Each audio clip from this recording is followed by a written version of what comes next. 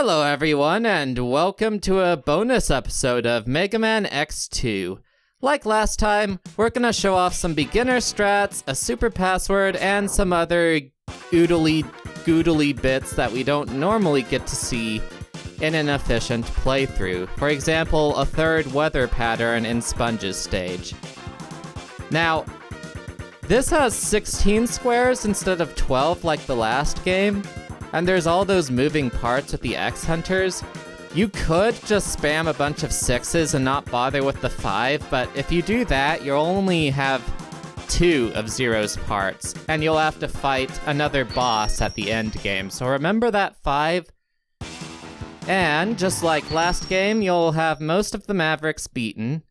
You'll have 4 heart tanks, 2 sub-tanks, and half of the armor completed. Anyways, joining me for today is Skyzo. How you doing, buddy? I'm doing well. Hello, everyone. It's been a while. Indeed. Also, we have the exit unit to the right. You can exit out any stage you revisit so long as you've defeated the Mavericks. Now, Magna Centipede is dead in that password, which means no covert ops. So to get him alive, you put the 2 up top and the 4 on the bottom. And speaking of which, you also want to do the prologue before starting with this password, because that's how you get the size isn't everything achievement. Actually, size matters not. Whatever. Right. Also, this armbuster upgrade, much easier with the air dash, which you start with. Just like that. That was actually surprisingly smooth. Indeed. Also, if you want to speed through text, hold down the start button. That's how I always got it to fill so fast in the previous videos, before reading it, of course. I'm sure some people wanted to find that out. Indeed, indeed. Now then, we've got the armbuster, but no strike chain. And the strike chain is super useful as a utility weapon, so we're gonna get that next, and also talk about some weirdness with the Giga Crush.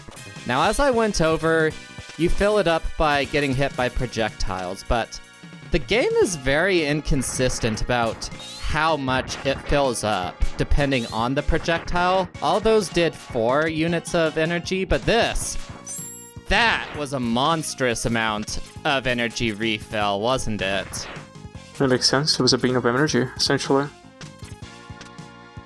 Indeed. But yeah, it's like, depending on what you get hit by, the amount you get refilled is wildly different. Also, showing off this game's answer to the charged rolling shield from X1. Not nearly as powerful as X1, because shots can still get through it, but still pretty good.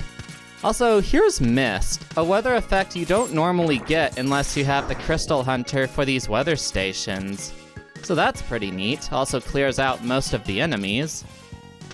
And what's not so neat is the junk shot in this stage. It turns into a bunch of leaves.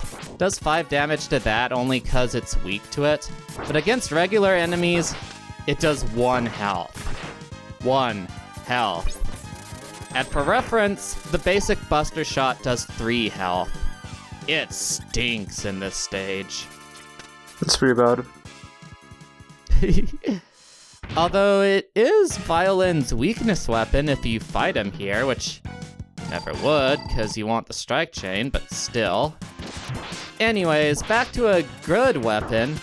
This charged Sonic Slicer can actually hit Sponge 2 times if you get your spacing right. If you're too close, all of the slicers will get absorbed by his invincibility frames, and too far and they won't hit at all. But you want an uncharged Sonic Slicer to be what finishes him off, in order to get that cut in half animation. The charged Sonic Slicer will not get you that animation, so be careful. That is very interesting. Indeed. I don't know why the charged version doesn't do it. Why wouldn't it? Probably just an oversight. Maybe. Anyways, the speed burner is as awesome as ever and makes life easier in the other stages. We also don't need to get a sub-tank, so I can show an alternate route, just like so, and show just how good the junk shot can be. Look at how much reach that weapon has and how powerful it is. It does seem very powerful, but maybe niche in that, you know, there's an arc with the projectile. Perhaps. There's nothing like the Storm Tornado in this game. The game designers didn't want any busted special weapons this time. It looks like they managed, which is good. Indeed.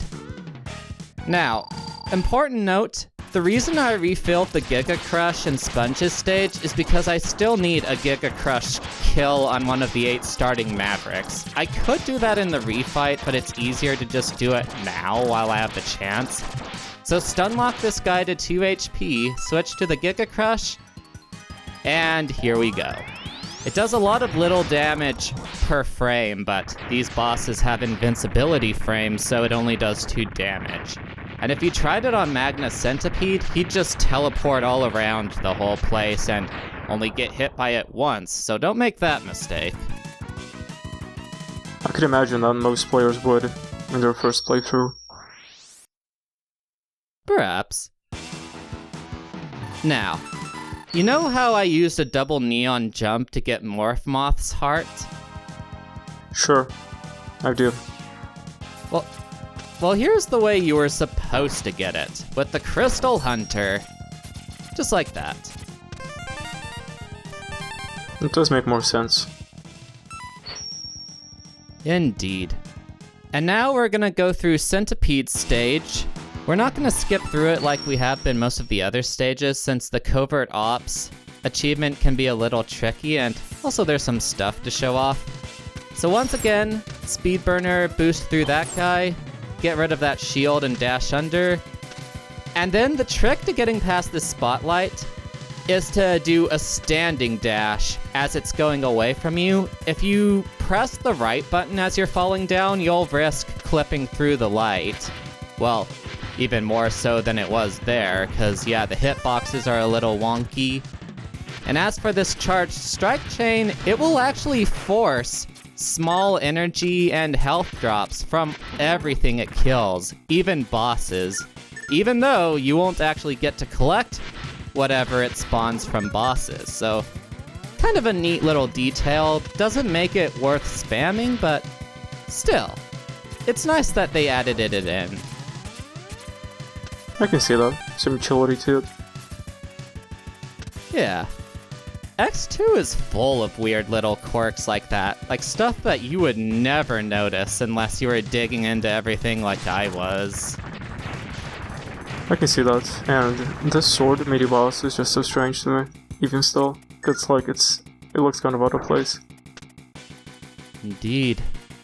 Not as strange as the hitbox is, though. Oh yeah, also these spotlights are they're a little too flashy to me. Like, you know, a little epileptic.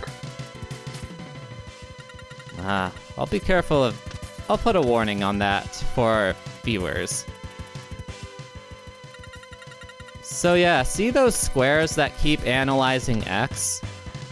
Yeah, and that's a lot of lag in this area. Yeah, the game struggles with that sometimes.